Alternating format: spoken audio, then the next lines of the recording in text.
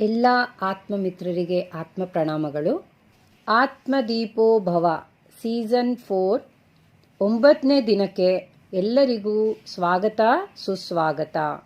ನಿನ್ನೆ ದಿನ ನಾವು ಆ ಭಗವಂತನ ಹತ್ರ ಸೇರೋದಕ್ಕೆ ಮಾರ್ಗಗಳನ್ನ ನಾವು ತಿಳ್ಕೊಂಡಿದ್ದೀವಿ.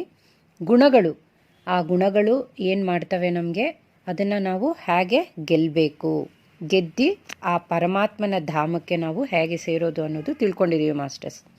ಇವತ್ತು 16ನೇ ಅಧ್ಯಾಯ, ದೈವಾಸುರ ಸಂಪತ್ತಿ ಭಾಗ ಯೋಗ, ದೈವಿ ಹಾಗೂ ಅಸುರಿ ಸ್ವಭಾವಗಳು. ಅಭಯಂ ಸತ್ವ ಸಂಶುದ್ಧಿರ್ಜ್ಞಾನಯೋಗೋ ವ್ಯವಸ್ಥಿತಃ ದಾನಂ ಧಮಶ್ಚ ಯಜ್ಞಶ್ಚ ಸ್ವಾಧ್ಯಾಯಸ್ತಪ ಆರ್ಜವಂ ಅಹಿಂಸಾ ಸತ್ಯಮಾ ಕ್ರೋಧಸ್ತ್ಯಾಗಃ ಶಾಂತಿರಪೈಶುನಂ ದಯಾ ಭೂತೇಷ್ವಲೋಲುಪ್ತ್ವಂ ಮಾರ್ದವಂ ಖ್ರೀರಚಾಪಲಂ ತೇಜಃ ಕ್ಷಮಾ ಧೃತಿಃ ಶೌಚಮದ್ರೋಹೋ ನೀತಿಮಾನಿತಾ ಭವಂತಿ ಸಂಪದಂ ದೈವೀಂ ಅಭಿಜಾತಸ್ಯ ಭಾರತ.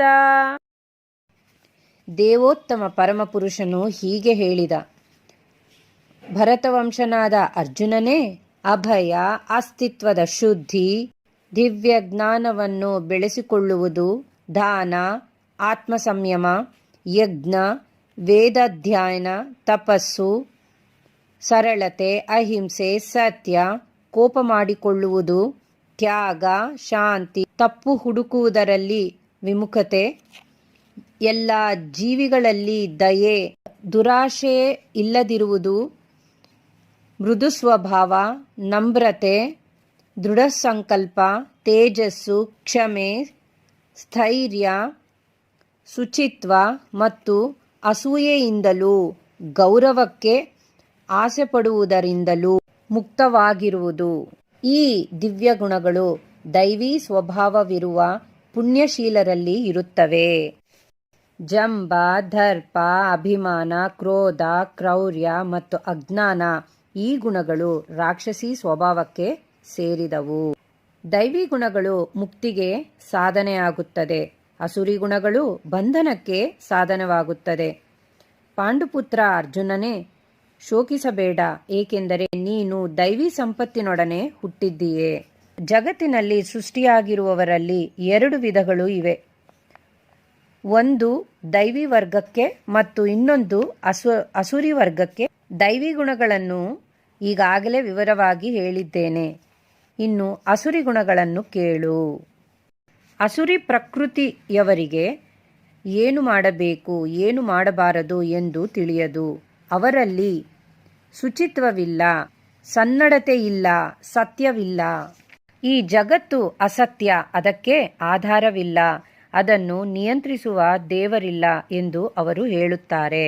ಇದು ಕಾಮದಿಂದ ಹುಟ್ಟಿದ್ದು ಮತ್ತು ಕಾಮವಲ್ಲದೆ ಬೇರೇನೂ ಕಾರಣವಿಲ್ಲ ಎಂದು ಅವರು ಹೇಳುತ್ತಾರೆ. ಇಂತಹ ನಿರ್ಣಯವನ್ನು ಅನುಸರಿಸುವ ರಾಕ್ಷಸಿ ಸ್ವಭಾವದವರು ನಷ್ಟಾತ್ಮರು. ಅವರಿಗೆ ಬುದ್ಧಿಯಿಲ್ಲ. ಅವರು ಜಗತ್ತಿನ ನಾಶಕ್ಕೆ ಕಾರಣವಾಗುವ ಉಗ್ರಕರ್ಮಗಳನ್ನು ಮಾಡುತ್ತಾರೆ. ತೃಪ್ತಿಯೇ ಆಗದ ಕಾಮವನ್ನು ಆಶ್ರಯಿಸಿ ಡಂಬ ಮತ್ತು ಒಣ ಪ್ರತಿಷ್ಠೆಗಳ ಉನ್ಮಾದದಲ್ಲಿ ಮೈಮರೆತು ಅಸುರಿ ಸ್ವಭಾವದವರು ಮೋಹಕ್ಕೊಳಗಾಗುತ್ತಾರೆ. ಅಶಾಶ್ವತವಾದ ವಿಷಯಗಳಿಂದ ಆಕರ್ಷಿತರಾಗಿ ಸದಾ ಅಶುಚಿ ಕರ್ಮಗಳಿಗೆ ಬದ್ಧರಾಗಿರುತ್ತಾರೆ. ಇಂದ್ರಿಯ ಭೋಗವೇ ಮಾನವ ನಾಗರಿಕತೆ ಮುಖ್ಯ ಅಗತ್ಯ ಎಂದು ಅವರು ನಂಬುತ್ತಾರೆ. ಹೀಗೆ ಬದುಕಿನ ಕೊನೆಯವರೆಗೂ ಅವರದು ಅಳೆಯಲಾಗದ ಆತಂಕ. ಲಕ್ಷಾಂತರ ಬಯಕೆಗಳ ಬಲೆಯಲ್ಲಿ ಸಿಕ್ಕಿಬಿದ್ದು ಕಾಮಕ್ರೋಧಗಳಲ್ಲಿ ತನ್ಮಯರಾಗಿ ಅವರು ಇಂದ್ರಿಯ ತೃಪ್ತಿಗಾಗಿ ಅನ್ಯಾಯವಾದ ರೀತಿಯಲ್ಲಿ ಹಣವನ್ನು ಸಂಗ್ರಹಿಸುತ್ತಾರೆ. ಅವರು ತಮ್ಮ ವಿಷಯದಲ್ಲಿ ಸಂಪೂರ್ಣ ತೃಪ್ತರು ಮತ್ತು ಯಾವಾಗಲೂ ಉದ್ಧಟರು. ಸಂಪತ್ತು ಮತ್ತು ಒಣ ಪ್ರತಿಷ್ಠೆಗಳಿಂದ ಭ್ರಾಂತರಾದವರು. ಕೆಲವೊಮ್ಮೆ ಅವರು ಯಾವ ನಿಯಮ ನಿಬಂಧನೆಗಳನ್ನು ಅನುಸರಿಸದೆ ಜಂಬದಿಂದ ಹೆಸರಿಗೆ ಮಾತ್ರ ಯಜ್ಞಗಳನ್ನು ಮಾಡುತ್ತಾರೆ. ಅಹಂಕಾರ, ಬಲ, ದರ್ಪ, ಕಾಮ ಮತ್ತು ಕ್ರೋಧಗಳಿಂದ ಅಸುರರು ದಿಗ್ಭ್ರಾಂತರಾಗುತ್ತಾರೆ. ಅವರ ದೇಹಗಳಲ್ಲಿ ಮತ್ತು ಇತರ ದೇಹಗಳಲ್ಲಿ ಇವರ ದೇವೋತ್ತಮ ಪರಮಪುರುಷನನ್ನು ದ್ವೇಷಿಸಿ ನಿಜವಾದ ಧರ್ಮವನ್ನು ಹಳಿದು ಮಾತನಾಡುತ್ತಾರೆ.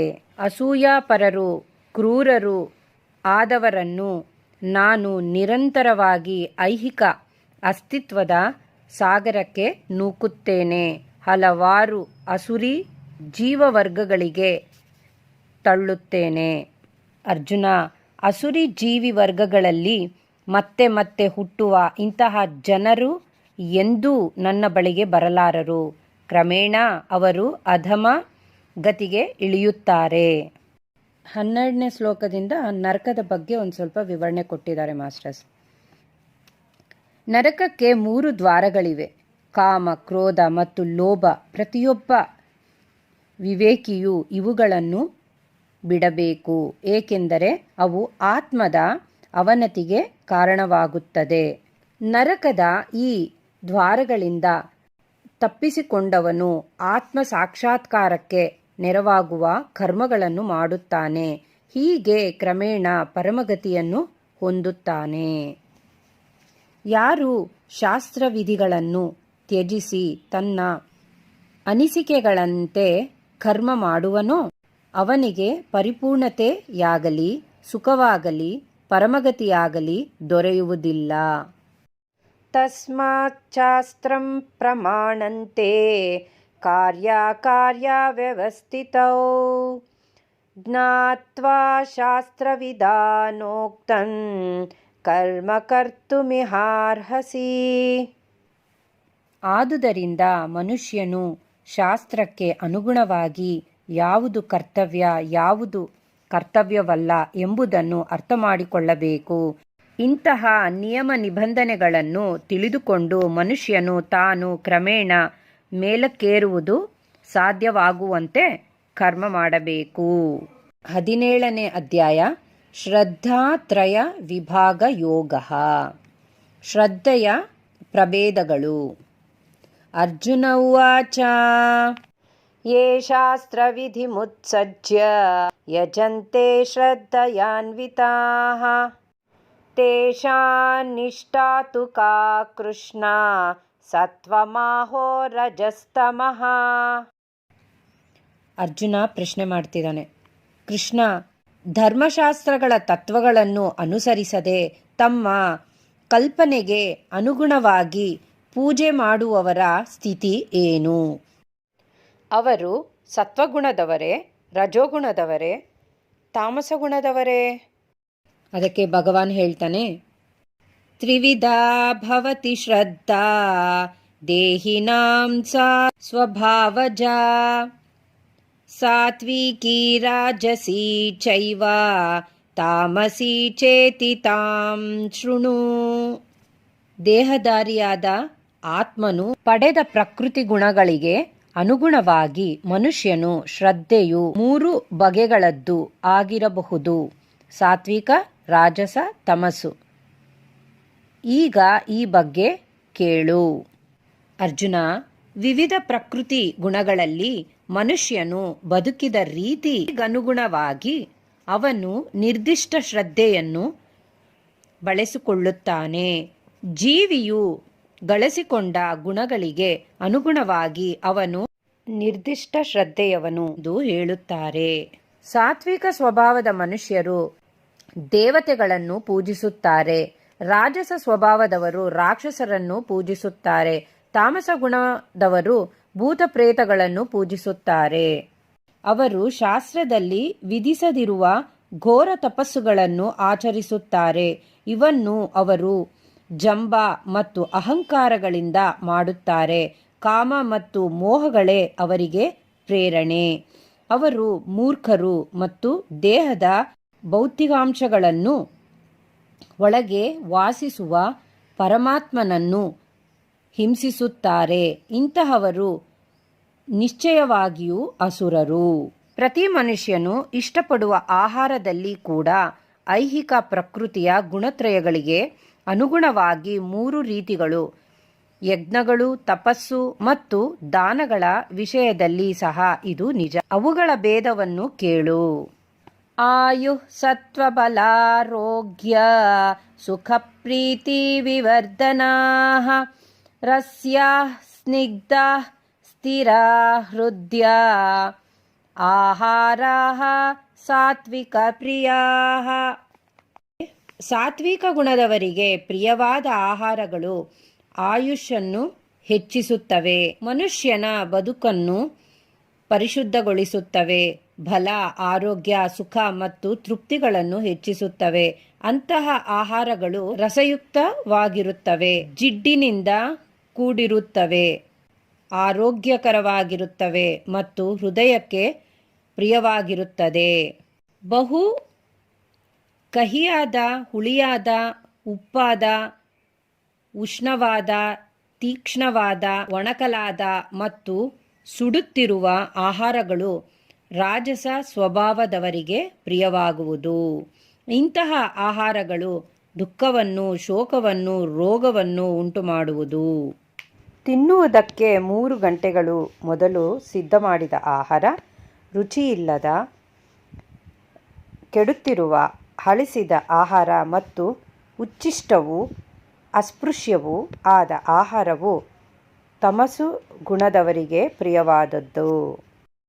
ಯಜ್ಞಗಳಲ್ಲಿ ಧರ್ಮಗ್ರಂಥಗಳ ಆದೇಶಕ್ಕನುಗುಣವಾಗಿ ಕರ್ತವ್ಯ ದೃಷ್ಟಿಯಿಂದ ಫಲಾಪೇಕ್ಷೆ ಇಲ್ಲದವರು ಮಾಡುವ ಯಜ್ಞವು ಸಾತ್ವಿಕವಾದದ್ದು. ಐಹಿಕ ಲಾಭಕ್ಕಾಗಿ ಅಥವಾ ಅಹಂಕಾರದಿಂದಾಗಿ ಮಾಡುವ ಯಜ್ಞವು ರಜಸವೆಂದು ತಿಳಿದುಕೋ. ಧರ್ಮಗ್ರಂಥಗಳ ಆದೇಶಗಳನ್ನು ಲಕ್ಷ್ಯ ಮಾಡದೆ, ಪ್ರಸಾದವನ್ನು ಹಂಚದೆ, ವೇದಗಳ ಸ್ತೋತ್ರಗಳನ್ನು ಹೇಳದೆ, ಪುರೋಹಿತರಿಗೆ ಸಂಭಾವನೆ ಇಲ್ಲದೆ ಮತ್ತು ಶ್ರದ್ಧೆಯಿಲ್ಲದೆ ಮಾಡಿದ ಯಜ್ಞವನ್ನು ತಾಮಸ ಗುಣದು ಎಂದು ಪರಿಗಣಿಸಲಾಗುತ್ತದೆ.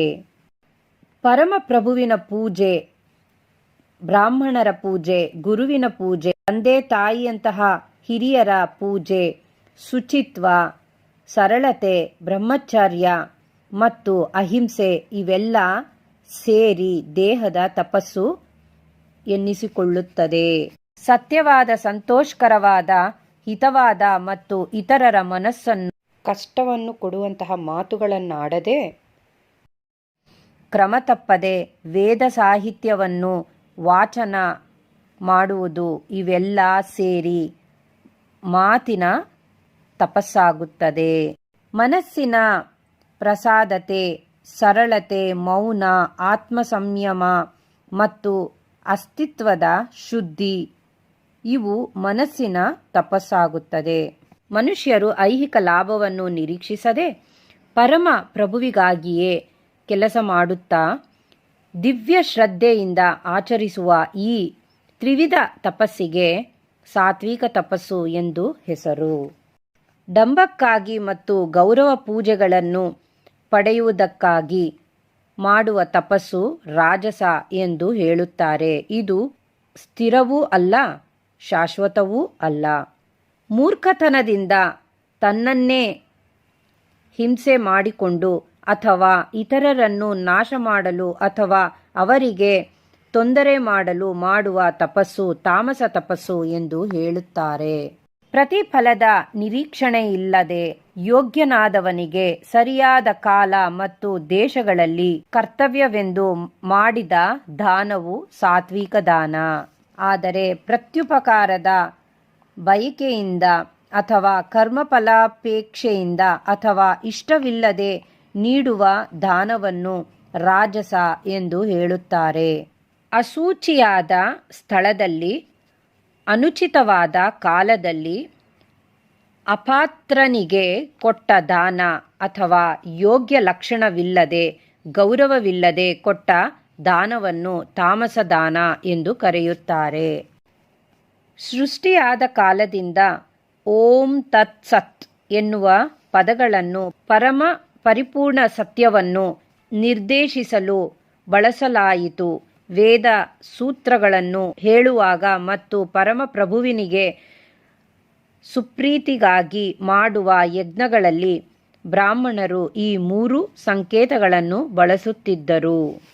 ಆದುದರಿಂದ ಧರ್ಮಗ್ರಂಥಗಳ ನಿಯಮಗಳಿಗೆ ಅನುಗುಣವಾಗಿ ಯಜ್ಞ, ದಾನ ಮತ್ತು ತಪಸ್ಸುಗಳ ಆಚರಣೆಯನ್ನು ಕೈಗೊಳ್ಳುವ ಆಧ್ಯಾತ್ಮಿಕವಾದಿಗಳು ಪರಮ ಸತ್ಯವನ್ನು ಪಡೆಯಲು ಯಾವಾಗಲೂ ಓಂ ನಿಂದ ಪ್ರಾರಂಭಿಸುತ್ತಾರೆ.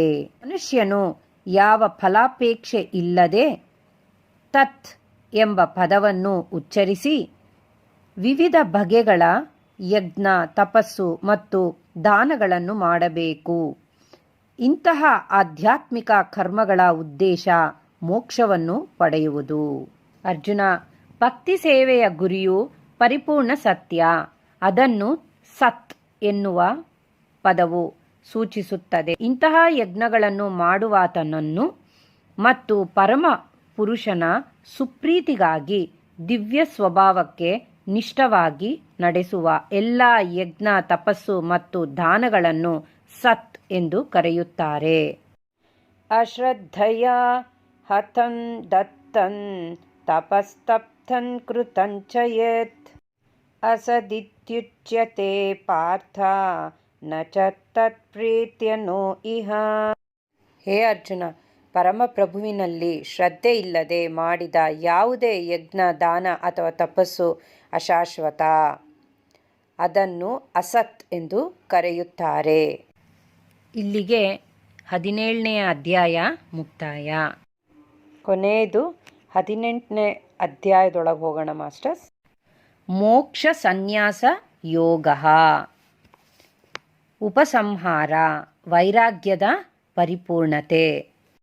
ಅರ್ಜುನ ಉವಾಚ ಸನ್ಯಾಸಸ್ಯ ಮಹಾಬಾಹೋ ತತ್ವಮಿಚ್ಛಾಮಿ ವೇದಿತುಂ ತ್ಯಾಗಸ್ಯ ಚ ಹೃಷೀಕೇಶ ಪೃಥಕೇಶಿ ನಿಷೂಧನ. ಅರ್ಜುನ ಕೇಳ್ತಾನೆ, ಮಹಾಬಾಹವೇ, ಕೇಶಿ ರಾಕ್ಷಸನನ್ನು ಕೊಂದವನೇ, ಹೃಷಿಕೇಶನೇ, ತ್ಯಾಗ ಮತ್ತು ಸನ್ಯಾಸಗಳ ಉದ್ದೇಶವನ್ನು ತಿಳಿದುಕೊಳ್ಳಲು ನಾನು ಬಯಸುತ್ತೇನೆ. ಅದಕ್ಕೆ ಭಗವಾನ್ ಹೇಳ್ತಾನೆ, ಕಾಮ್ಯಾನಾನ್ ಕರ್ಮಾಣಾನ್ಯಾಸಂ ಸನ್ಯಾಸಂ ಕವಯೋ ವಿದುಹು ಸರ್ವಕರ್ಮ ಫಲತ್ಯಾಗಂ ಪ್ರಾಹುಸ್ತ್ಯಾಗಂ ವಿಚಕ್ಷಣಾಃ. ದೇವೋತ್ತಮ ಪರಮಪುರುಷ ಹೀಗೆ ಹೇಳಿದ, ಐಹಿಕ ಬಯಕೆಯ ಆಧಾರವಿರುವ ಕರ್ಮಗಳನ್ನು ತ್ಯಜಿಸುವುದೇ ಮಹಾವಿದ್ವಾಂಸರು ಸನ್ಯಾಸ ಎಂದು ಹೇಳುತ್ತಾರೆ. ಎಲ್ಲ ಕರ್ಮಗಳ ಫಲವನ್ನು ಬಿಟ್ಟು ಬಿಡುವುದನ್ನೇ ವಿದ್ವಾಂಸರು ತ್ಯಾಗ ಎಂದು ಕರೆಯುತ್ತಾರೆ. ಎಲ್ಲ ಬಗೆಯ ಕಾಮ್ಯ ಕರ್ಮಗಳು ದೋಷಯುಕ್ತ, ಅವುಗಳನ್ನು ಬಿಟ್ಟು ಬಿಡಬೇಕೆಂದು ಕೆಲವರು ವಿದ್ವಾಂಸರು ಹೇಳುತ್ತಾರೆ. ಇನ್ನು ಕೆಲವರು ಮಹಾಚಿಂತಕರು ಯಜ್ಞದಾನ ಮತ್ತು ತಪಸ್ಸುಗಳನ್ನು ಬಿಡಲೇಬಾರದೆಂದು ಹೇಳುತ್ತಾರೆ. ಸನ್ಯಾಸವನ್ನು ಕುರಿತು ನನ್ನ ನಿರ್ಣಯವನ್ನು ಈಗ ಕೇಳು. ಮನುಷ್ಯರಲ್ಲಿ ವ್ಯಾಘ್ರನಾದವನಿಗೆ ಧರ್ಮ ಗ್ರಂಥಗಳಲ್ಲಿ ಸನ್ಯಾಸವು 3 ಬಗೆಗಳು ಎಂದು ಹೇಳಿದೆ. ಯಜ್ಞ, ದಾನ, ತಪಸ್ಸುಗಳನ್ನು ಬಿಡಬಾರದು, ಅವುಗಳನ್ನು ಮಾಡಬೇಕು. ವಾಸ್ತವವಾಗಿ ಯಜ್ಞದಾನ ತಪಸ್ಸುಗಳು ಮಹಾತ್ಮರನ್ನು ಸಹ ಪರಿಶುದ್ಧಗೊಳಿಸುತ್ತವೆ. ಪ್ರಾರ್ಥನೆ. ಎಲ್ಲ ಕರ್ಮಗಳನ್ನು ಆಸಕ್ತಿ ಇಲ್ಲದೆ ಮತ್ತು ಫಲಾಪೇಕ್ಷೆ ಇಲ್ಲದೆ ಮಾಡಬೇಕು. ಅವನು ಕರ್ತವ್ಯ ಎಂದು ಮಾಡಬೇಕು. ಇದು ನನ್ನ ಅಂತಿಮ ಅಭಿಪ್ರಾಯ. ವಿಧಿತ ಕರ್ತವ್ಯಗಳನ್ನು ತ್ಯಜಿಸಲೇಬಾರದು. ಮನುಷ್ಯನು ಮೋಹದಿಂದಾಗಿ ತನ್ನ ನಿಯಮಿತ ಕರ್ತವ್ಯಗಳನ್ನು ಬಿಟ್ಟುಬಿಟ್ಟರೆ ಅಂತಹ ಪರಿತ್ಯಾಗವು ತಾಮಸ ಗುಣಗಳಿಂದ ಮಾಡಿರುವುದು ಎಂದು ಹೇಳುತ್ತಾರೆ. ನಿಯಮಿತ ಕರ್ತವ್ಯಗಳನ್ನು ಕ್ಲೇಶದಾಯಕವೆಂದಾಗಲಿ ದೇಹಯಾಸದ ಭಯದಿಂದಾಗಲಿ ಬಿಟ್ಟು ಬಿಡುವ ರಾಜಸ ಗುಣದಿಂದ ತ್ಯಜಿಸಿದನೆಂದು ಭಾವಿಸಲಾಗುತ್ತದೆ. ಅಂತಹ ಕರ್ಮದಿಂದ ತ್ಯಾಗದಲ್ಲಿ ಪ್ರಗತಿ ಸಾಧಿಸಲಾಗುವುದಿಲ್ಲ. ಹೇ ಅರ್ಜುನ, ಮನುಷ್ಯನು ವಿಹಿತ ಕರ್ತವ್ಯವನ್ನು ಅದನ್ನು ಮಾಡಲೇಬೇಕು ಎನ್ನುವ ಕಾರಣದಿಂದ ಮಾತ್ರವೇ ಮಾಡಿ. ಎಲ್ಲ ಐಹಿಕ ಸಂಘವನ್ನು ಕರ್ಮಫಲಾಪೇಕ್ಷೆಯನ್ನು ತ್ಯಜಿಸಿದಾಗ ಅವನು ತ್ಯಾಗವು ಸಾತ್ವಿಕವೆಂದು ಹೇಳುತ್ತಾರೆ. ಸಾತ್ವಿಕ ಗುಣದಲ್ಲಿ ನೆಲೆಗೊಂಡವನು ಅಶುಭ ಕರ್ಮವನ್ನು ದ್ವೇಷಿಸುವುದಿಲ್ಲ, ಶುಭ ಕರ್ಮವನ್ನು ಮೋಹಿಸುವುದೂ ಇಲ್ಲ. ಸಾತ್ವಿಕ ಗುಣದಲ್ಲಿ ನೆಲೆಗೊಂಡಿರುವ ಇಂತಹ ಬುದ್ಧಿವಂತ ತ್ಯಾಗಿಯು ಕರ್ಮದ ವಿಶೇಷವಾಗಿ ಸಂದೇಹಗಳನ್ನು ಹೊಂದಿರುವುದಿಲ್ಲ. ದೇಹಧಾರಿಯಾದವನಿಗೆ ಎಲ್ಲ ಕರ್ಮಗಳನ್ನು ತ್ಯಜಿಸುವುದು ಸಾಧ್ಯವೇ ಇಲ್ಲ, ನಿಜ. ಆದರೆ ಕರ್ಮಫಲವನ್ನು ತ್ಯಜಿಸುವವನು ನಿಜವಾದ ತ್ಯಾಗಿ ಎಂದು ಕರೆಯುತ್ತಾರೆ. ತ್ಯಾಗ ಮಾಡಿದವರಿಗೆ ಸಾವಿನ ಅನಂತರ 3 ಬಗೆಯ ಕರ್ಮಫಲಗಳು ಲಭಿಸುತ್ತವೆ: ಪ್ರಿಯವಾದದ್ದು, ಅಪ್ರಿಯವಾದದ್ದು, ಮಿಶ್ರವಾದದ್ದು. ಆದರೆ ಸನ್ಯಾಸಿಗಳಿಗೆ ಸುಖಪಡುವ ಅಥವಾ ದುಃಖಪಡುವ ಫಲ ಯಾವುದೂ ಇರುವುದಿಲ್ಲ. ವೇದಾಂತಕ್ಕೆ ಅನುಗುಣವಾಗಿ ಎಲ್ಲ ಕರ್ಮಗಳ ಸಿದ್ಧಿಗೆ 5 ಕಾರಣಗಳಿವೆ. ಅವನ್ನು ನನ್ನಿಂದ ತಿಳಿದುಕೋ. ಕರ್ಮಸ್ಥಳ, ಕರ್ತ, ವಿವಿಧ ಇಂದ್ರಿಯಗಳು, ವಿವಿಧ ಪ್ರಯತ್ನಗಳು ಮತ್ತು ಕಡೆಯದಾಗಿ ಪರಮಾತ್ಮ. ಈ 5 ಕ್ರಿಯೆಯ 5 ಅಂಶಗಳು. ಮನುಷ್ಯನು ದೇಹ, ಮನಸ್ಸು ಮತ್ತು ಮಾತುಗಳ ಮೂಲಕ ಮಾಡುವ ನ್ಯಾಯ ಅಥವಾ ಅನ್ಯಾಯ ಕರ್ಮಕ್ಕೆ ಇದು 5 ಅಂಶಗಳೇ ಕಾರಣ. ಆದುದರಿಂದ ಈ 5 ಅಂಶಗಳನ್ನು ಪರಿಗಣಿಸದೆ ತಾನೊಬ್ಬನೇ ಕರ್ತ ಎಂದು ಯೋಚಿಸುವವನು ನಿಶ್ಚಯವಾಗಿಯೂ ಬಹು ಬುದ್ಧಿವಂತನಲ್ಲ. ಅವನು ವಸ್ತುಸ್ಥಿತಿಯನ್ನು ಕಾಣಲಾರ. ಅಹಂಕಾರದಿಂದ ಪ್ರೇರೇಪಿತನಾಗದವನು, ಬುದ್ಧಿಯು ಲಿಪ್ತನಾಗದಿರುವವನು ಈ ಜಗತ್ತಿನಲ್ಲಿ ಮನುಷ್ಯರನ್ನು ಕೊಂದರೂ ಅವನು ಕೊಂದಂತೆ ಅಲ್ಲ. ಅವನ ಕಾರ್ಯಗಳು ಅವನನ್ನು ಬಂಧಿಸುವುದಿಲ್ಲ. ಜ್ಞಾನ, ಜ್ಞೇಯ ಮತ್ತು ಜ್ಞಾನಿ ಇವು 3 ಕರ್ಮವನ್ನು ಪ್ರೇರಿಸುವ ಅಂಶಗಳು. ಇಂದ್ರಿಯಗಳು ಕರ್ಮ ಮತ್ತು ಕರ್ತ ಇವು ಕರ್ಮದ 3 ಘಟಕಗಳು. ಐಹಿಕ ಪ್ರಕೃತಿಯ 3 ಬೇರೆ ಬೇರೆ ಗುಣಗಳಿಗೆ ಅನುಗುಣವಾಗಿ ಜ್ಞಾನ, ಕರ್ಮ ಮತ್ತು ಕರ್ತ ಇವುಗಳಲ್ಲಿ 3 ವಿಧ. ಅವುಗಳ ವಿಷಯವನ್ನು ನನ್ನಿಂದ ತಿಳಿದುಕೋ. ಜೀವಿಗಳಲ್ಲಿ ಅಸಂಖ್ಯಾತ ರೂಪಗಳು, ಆದರೂ ಅವೆಲ್ಲವುಗಳಲ್ಲಿ ಒಂದೇ ಅಭಿನ್ನ ಆಧ್ಯಾತ್ಮಿಕ ಸ್ವಭಾವವನ್ನು ಕಾಣಿಸಬಲ್ಲ. ಜ್ಞಾನವೆಂದರೆ ಸಾತ್ವಿಕ ಎಂದು ನೀನು ಅರ್ಥ ಮಾಡಿಕೊಳ್ಳಬೇಕು. ಯಾವ ಜ್ಞಾನದಿಂದ ಸತ್ಯದ ತಿಳುವಳಿಕೆ ಇಲ್ಲದೆ ಒಂದು ಬಗೆಯ ಕರ್ಮವೇ ಸರ್ವಸ್ವ ಎಂದು ಭಾವಿಸುತ್ತೇವೆಯೋ, ಯಾವ ಜ್ಞಾನವು ಅಲ್ಪವಾದದ್ದೋ ಅದು ತಾಮಸ ಗುಣದಲ್ಲಿ ಇದೆ ಎಂದು ಹೇಳುತ್ತಾರೆ. ಪ್ರವೃತ್ತಿಂಚ ನಿವೃತ್ತಿಂಚ ಕಾರ್ಯಕಾರ್ಯೇ ಭಯಾಭಯೇ ಬಂಧಂ ಮೋಕ್ಷಂ ಚ ಯಾ ವೇತ್ತಿ ಬುದ್ಧಿ ಸ ಪಾರ್ಥ ಸಾತ್ವಿಕೀ.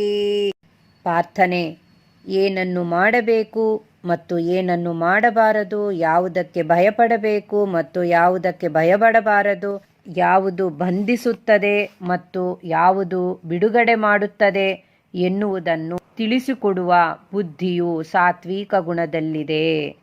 ಧರ್ಮ ಅಧರ್ಮಗಳ ನಡುವೆ ಮಾಡಬಹುದಾದ ಮತ್ತು ಮಾಡಬಾರದ ಕಾರ್ಯಗಳ ನಡುವೆ ವ್ಯತ್ಯಾಸವನ್ನು ಗ್ರಹಿಸದ ಬುದ್ಧಿಯು ರಾಜಸಗುಣದಲ್ಲಿದೆ. ಮಾಯೆ ಮತ್ತು ಕತ್ತಲುಗಳ ಪ್ರಭಾವದಿಂದ ಅಧರ್ಮವನ್ನು ಧರ್ಮವೆಂದು, ಧರ್ಮವನ್ನು ಅಧರ್ಮವೆಂದು ತಿಳಿಯುವ ಬುದ್ಧಿಯು ತಾಮಸಿಕವಾದದ್ದು. ಮರೆಯಲಾಗದ ಸಂಕಲ್ಪ, ಒಂದೇ ಸಮನೆ ನಡೆಸುವ ಯೋಗಾಭ್ಯಾಸವು, ಎತ್ತಿ ಹಿಡಿಯುವ ಸಂಕಲ್ಪ, ಹೀಗೆ ಮನಸ್ಸು, ಪ್ರಾಣ ಮತ್ತು ಇಂದ್ರಿಯಗಳ ಕರ್ಮಗಳನ್ನು ನಿಯಂತ್ರಿಸುವ ಸಂಕಲ್ಪ, ಇಂತಹ ಸಂಕಲ್ಪವು ಸಾತ್ವಿಕವಾದದ್ದು. ಧರ್ಮದಲ್ಲಿ, ಆರ್ಥಿಕ ಬೆಳವಣಿಗೆಯಲ್ಲಿ ಮತ್ತು ಇಂದ್ರಿಯ ಭೋಗದಲ್ಲಿ ಕರ್ಮಫಲಕ್ಕೆ ಬಲವಾಗಿ ಅಂಟಿಕೊಂಡ ದೃಢಸಂಕಲ್ಪವು ರಾಜಸವಾದದ್ದು. ಕನಸು ಕಾಣುವುದು, ಭಯ, ಶೋಕ, ವಿಷಾದ ಮತ್ತು ಮಾಯೆ ಇವುಗಳಾಚೆ ಹೋಗಲಾರದ ಮೂರ್ಖ ಸಂಕಲ್ಪವು ತಾಮಸಿಕವಾದದ್ದು. ಬದ್ಧ ಆತ್ಮವು 3 ಬಗೆಗಳ ಸುಖವನ್ನು ಸವಿಯುತ್ತದೆ: ಕೆಲವೊಮ್ಮೆ ಇವುಗಳಿಂದ ಅವನ ಎಲ್ಲ ದುಃಖವೂ ಅಂತ್ಯಗೊಳ್ಳುತ್ತವೆ. ಇದನ್ನು ಕುರಿತು ಹೇಳುತ್ತೇನೆ ಕೇಳು. ಯಾವುದು ಪ್ರಾರಂಭದಲ್ಲಿ ವಿಷದಂತಿದ್ದು ಕಡೆಗೆ ಅಮೃತದಂತೆ ಆಗುತ್ತದೆಯೋ, ಯಾವುದು ಆತ್ಮ ಸಾಕ್ಷಾತ್ಕಾರದ ಹಂತಕ್ಕೆ ಜಾಗೃತಗೊಳಿಸುವುದೋ ಅದನ್ನು ಸಾತ್ವಿಕ ಸುಖ ಎಂದು ಕರೆಯುತ್ತಾರೆ. ಒಂದು ಬಗೆಯ ಸುಖವು ಇಂದ್ರಿಯಗಳು ತಮ್ಮ ವಸ್ತುವಿನೊಡನೆ ಸಂಪರ್ಕ ಪಡೆಯುವುದರಿಂದ ಉಂಟಾಗುತ್ತದೆ. ಇದು ಪ್ರಾರಂಭದಲ್ಲಿ ಅಮೃತದಂತಿದ್ದು ಕಡೆಗೆ ವಿಷವಾಗುತ್ತದೆ. ಇದು ರಾಜಸ ಗುಣದ ಸುಖ ಎಂದು ಕರೆಯಲಾಗುತ್ತದೆ.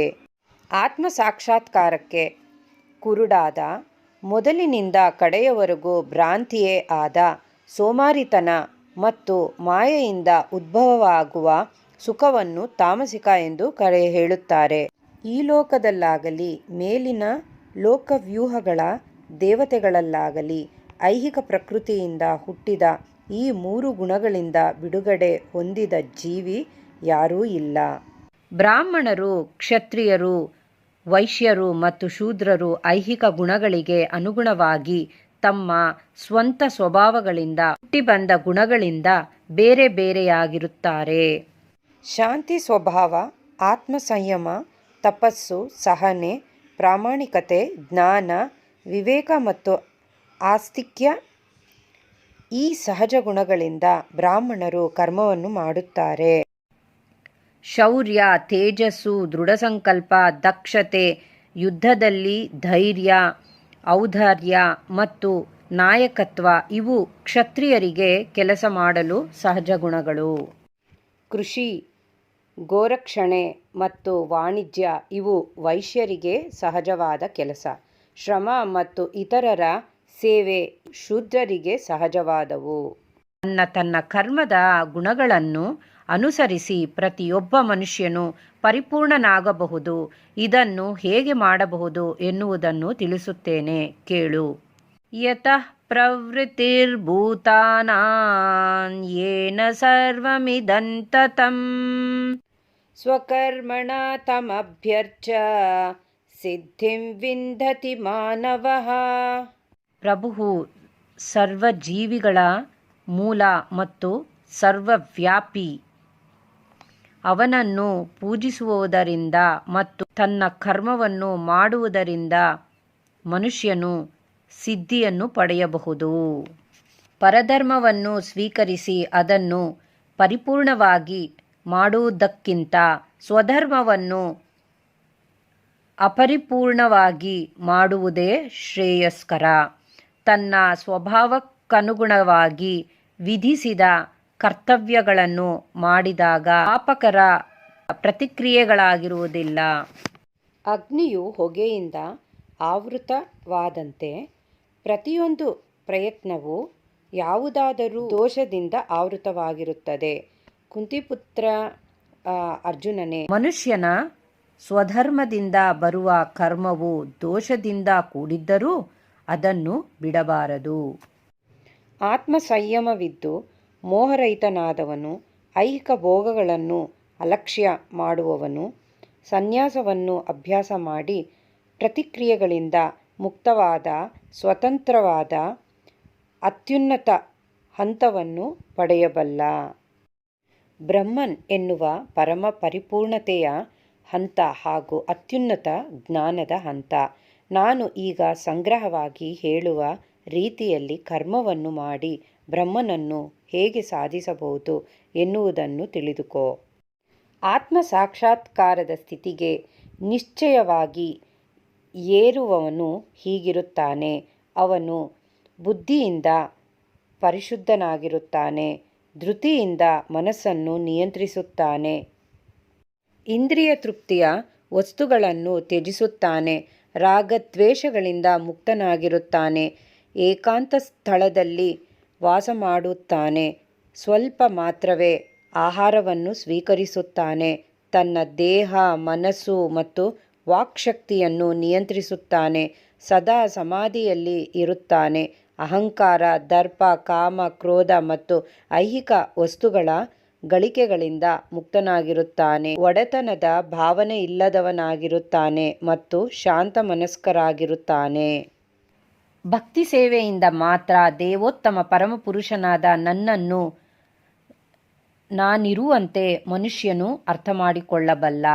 ಇಂತಹ ಭಕ್ತಿಯಿಂದ ಮನುಷ್ಯನು ನನ್ನ ಪೂರ್ಣ ಪ್ರಜ್ಞೆಯನ್ನು ಪಡೆದಾಗ ಭಗವದ್ಧಾಮವನ್ನು ಪ್ರವೇಶಿಸಬಲ್ಲ. ನನ್ನ ಪರಿಶುದ್ಧ ಭಕ್ತನು ಎಲ್ಲ ಬಗೆಯ ವ್ಯಾಪಾರಗಳಲ್ಲಿ ನಿರತರಾಗಿದ್ದರೂ ನನ್ನ ರಕ್ಷಣೆಯಲ್ಲಿ ನನ್ನ ಕೃಪೆಯಿಂದ ಶಾಶ್ವತವೂ ಅವ್ಯಯವೂ ಆದ ನಿವಾಸವನ್ನು ಸೇರುತ್ತಾನೆ. ಚೇತಸಾ ಸರ್ವಕರ್ಮಾಣಿ ಮಯಿ ಸನ್ಯಸ್ಯ ಮತ್ಪರಃ ಬುದ್ಧಿಯೋಗಮುಪಾಶ್ರಿತ್ಯ ಮಚ್ಚಿತಃ ಸತತಂ ಭವ. ಎಲ್ಲ ಚಟುವಟಿಕೆಗಳಲ್ಲಿಯೂ ನನ್ನನ್ನು ಅವಲಂಬಿಸು ಮತ್ತು ಯಾವಾಗಲೂ ನನ್ನ ರಕ್ಷಣೆಯಲ್ಲಿ ಕೆಲಸ ಮಾಡು. ಇಂತಹ ಭಕ್ತಿ ಸೇವೆಯಲ್ಲಿ ಸಂಪೂರ್ಣವಾಗಿ ನನ್ನ ಪ್ರಜ್ಞೆಯನ್ನು ಹೊಂದಿರು.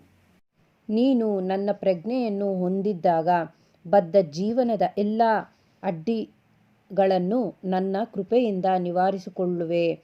ಆದರೆ ನೀನು ಇಂತಹ ಪ್ರಜ್ಞೆಯಲ್ಲಿ ಕೆಲಸ ಮಾಡದೆ ಅಹಂಕಾರದಿಂದ ಕೆಲಸ ಮಾಡಿದರೆ, ನನ್ನ ಮಾತನ್ನು ಕೇಳದೆ ಹೋದರೆ ಮುಳುಗಿ ಹೋಗುವೆಯೇ. ನೀನು ನನ್ನ ಆದೇಶದಂತೆ ಯುದ್ಧ ಮಾಡದೆ ಹೋದರೆ ತಪ್ಪು ದಾರಿ ಹಿಡಿಯುತ್ತೀಯೇ. ನಿನ್ನ ಪ್ರಕೃತಿ ಅನುಗುಣವಾಗಿ ನೀನು ಯುದ್ಧದಲ್ಲಿ ತೊಡಗಲೇಬೇಕಾಗುತ್ತದೆ. ಮೋಹದಿಂದ ನೀನು ನನ್ನ ಆದೇಶದಂತೆ ಕೆಲಸ ಮಾಡಲು ಒಪ್ಪುತ್ತಿಲ್ಲ. ಆದರೆ ಅರ್ಜುನನೇ, ನಿನ್ನ ಸ್ವಭಾವದಿಂದ ಹುಟ್ಟಿದ ಕರ್ಮವನ್ನು ನೀನು ಮಾಡಿಯೇ ಮಾಡುತ್ತೀಯೆ. ಅರ್ಜುನನೇ, ಪರಮಪ್ರಭುವು ಪ್ರತಿಯೊಬ್ಬನ ಹೃದಯದಲ್ಲಿಯೂ ಇದ್ದಾನೆ. ಐಹಿಕ ಶಕ್ತಿಯಿಂದ ಮಾಡಿದ ಯಂತ್ರದಲ್ಲಿ ಕುಳಿತಿರುವಂತೆ ಇರುವ ಈ ಎಲ್ಲ ಜೀವಿಗಳ ತಿರುಗಾಟವನ್ನು ನಿರ್ದೇಶಿಸುತ್ತಿದ್ದಾನೆ. ತಮೇವ ಶರಣಂ ಗಚ್ಚ ಸರ್ವಭಾವೇನ ಭಾರತ ತತ್ಪ್ರಸಾದಾತ್ ಪರಾಂ ಶಾಂತಿಂ ಸ್ಥಾನಂ ಪ್ರಾಪ್ಸ್ಯಸಿ ಶಾಶ್ವತಂ. ಅರ್ಜುನ, ಶ್ರೇಷ್ಠವಾದವನೇ, ಸಂಪೂರ್ಣವಾಗಿ ಅವನಿಗೆ ಶರಣಾಗತನಾಗು. ಅವನ ಕೃಪೆಯಿಂದ ನೀನು ದಿವ್ಯವಂತನೂ ಪರಮವೂ ಶಾಶ್ವತವೂ ಆದ ಸ್ಥಾನವನ್ನು ಪಡೆಯುತ್ತೀಯೆ. ಇತಿ ತೇ ಜ್ಞಾನಮಾಖ್ಯಾತಂ ಗುಹ್ಯಾದ್ ಗುಹ್ಯತರಂ ಮಯಾ ವಿಮೃಚ್ಯೇತದಶೇಷೇಣ ಯಥೇಚ್ಛಸಿ ತಥಾ ಕುರು. ಹೀಗೆ ನಿನಗೆ ಗುಹ್ಯಕ್ಕಿಂತ ಗುಹ್ಯವಾದ ಜ್ಞಾನವನ್ನು ವಿವರಿಸಿದ್ದೇನೆ. ಇದನ್ನು ಕುರಿತು ಸಂಪೂರ್ಣವಾಗಿ ವಿಮರ್ಶಿಸಿ ನಿನ್ನ ಇಷ್ಟದಂತೆ ಮಾಡು. ಯಾವಾಗಲೂ ನನ್ನನ್ನು ಕುರಿತು ಚಿಂತಿಸು, ನನ್ನ ಭಕ್ತನಾಗು, ನನ್ನ ಪೂಜಿಸು ಮತ್ತು ನನಗೆ ನಮಸ್ಕರಿಸು. ಆಗ ನೀನು ನಿಶ್ಚಯವಾಗಿಯೂ ನನ್ನ ಬಳಿಗೆ ಬರುತ್ತೀಯೆ. ನೀನು ನನ್ನ ಬಹುಪ್ರಿಯ ಸ್ನೇಹಿತನಾದುದರಿಂದ ನಿನಗೆ ಈ ಭರವಸೆಯನ್ನು ಕೊಡುತ್ತೇನೆ. ಸರ್ವಧರ್ಮಾನ್ ಪರಿತ್ಯಜ್ಯ ಮಾಮೇಕಂ ಶರಣಂ ವ್ರಜ ಅಹಂ ತ್ವಾಂ ಸರ್ವ ಪಾಪೇಭ್ಯೋ ಮೋಕ್ಷಯಿಷ್ಯಾಮಿ ಮಾ ಶುಚಃ. ಎಲ್ಲ ಧರ್ಮಗಳನ್ನು ಪರಿತ್ಯಜಿಸಿ ನನಗೆ ಶರಣಾಗತನಾಗು.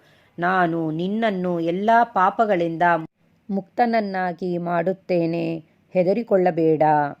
ತಪಸ್ಸು ಮಾಡದವನಿಗೆ, ಭಕ್ತನಲ್ಲದವನಿಗೆ, ಭಕ್ತಿ ಸೇವೆಯಲ್ಲಿ ನಿರತನಾಗದವನಿಗೆ ಈ ರಹಸ್ಯ ಜ್ಞಾನವನ್ನು ವಿವರಿಸಬಾರದು.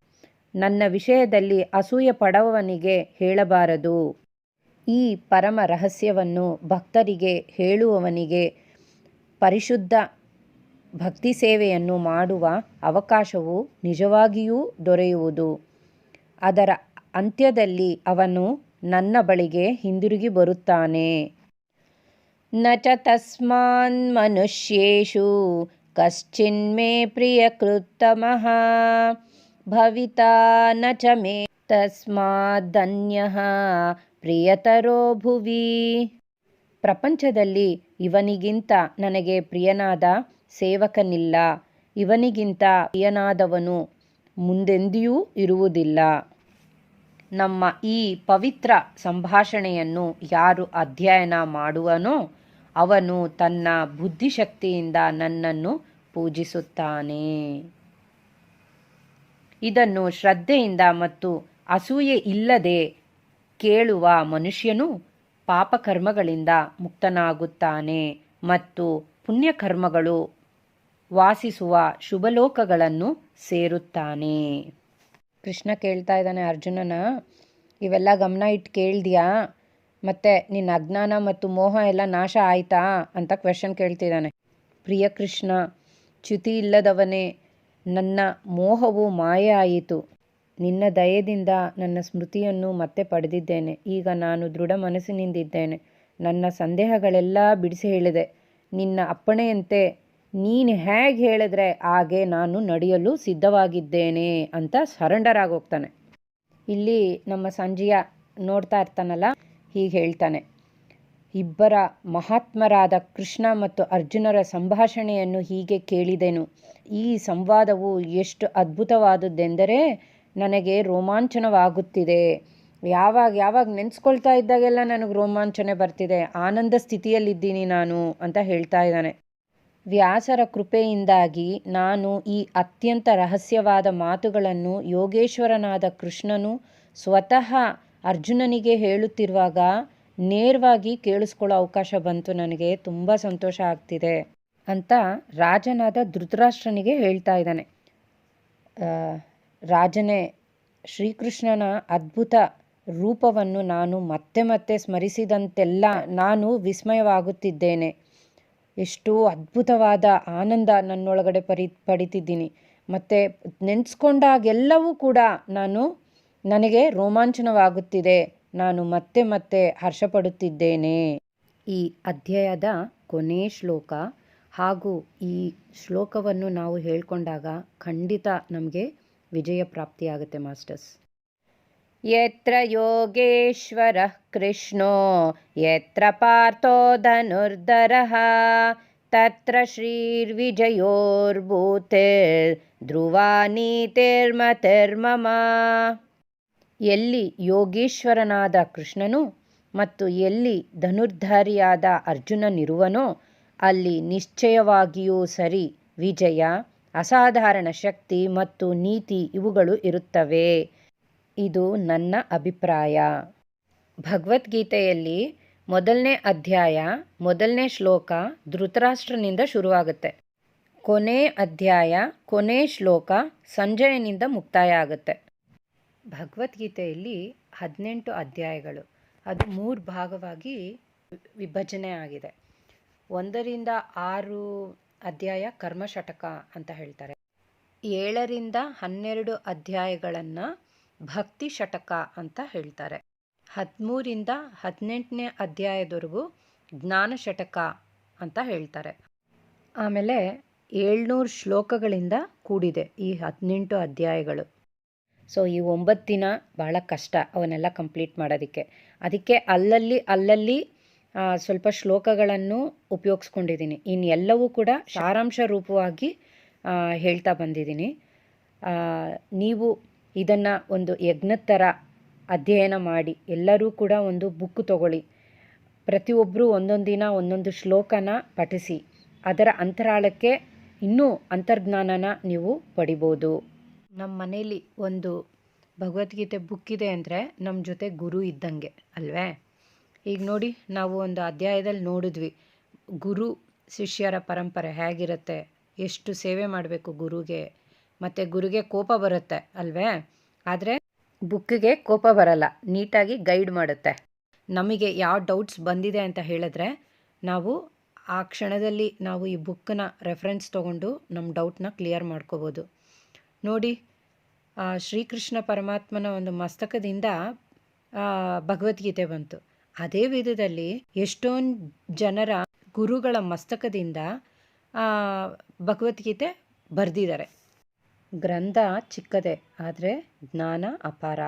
ಆತ್ಮ ಪ್ರಕಾಶ ಎಲ್ಲರಿಗೂ ಒಂದೇ, ಆದರೆ ಆತ್ಮ ವಿಕಾಸ ಜ್ಞಾನದಿಂದ ಮಾತ್ರನೇ ಬರುತ್ತದೆ.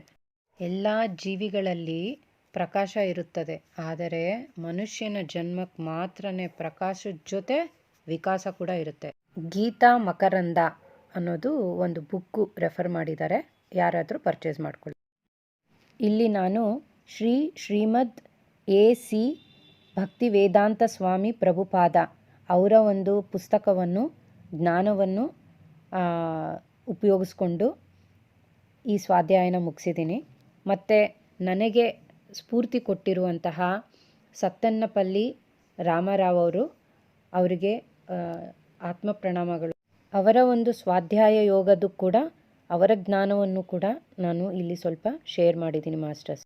ಈ ಸ್ವಾಧ್ಯಾಯ ಯೋಗ ಸಂಪೂರ್ಣವಾಗಿ ಆ ಶ್ರೀಕೃಷ್ಣ ಪರಮಾತ್ಮನಿಗೆ ಅರ್ಪಿಸಿ ಒಂದು ಚಿಕ್ಕ ಹಾಡಿನೊಂದಿಗೆ ಈ ಸೆಷನ್ನ ಮುಕ್ತಾಯ ಮಾಡ್ಕೊಳ್ಳೋಣ ಮಾಸ್ಟರ್ಸ್.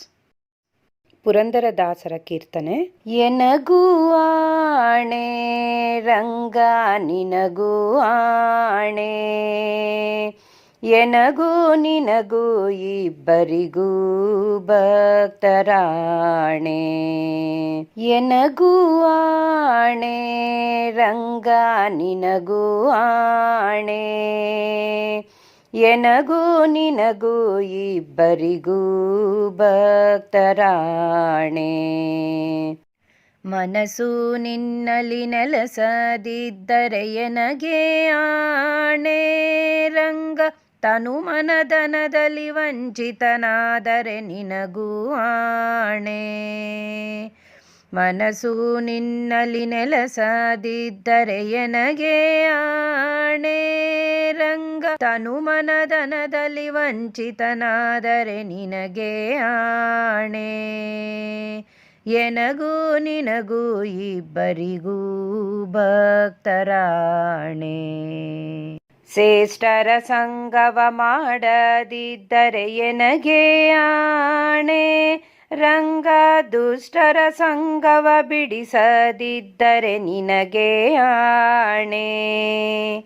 ಶ್ರೇಷ್ಠರ ಸಂಗವ ಮಾಡದಿದ್ದರೆ ಎನಗೆ ಆಣೆ ರಂಗ, ದುಷ್ಟರ ಸಂಗವ ಬಿಡಿಸದಿದ್ದರೆ ನಿನಗೆ ಆಣೆ.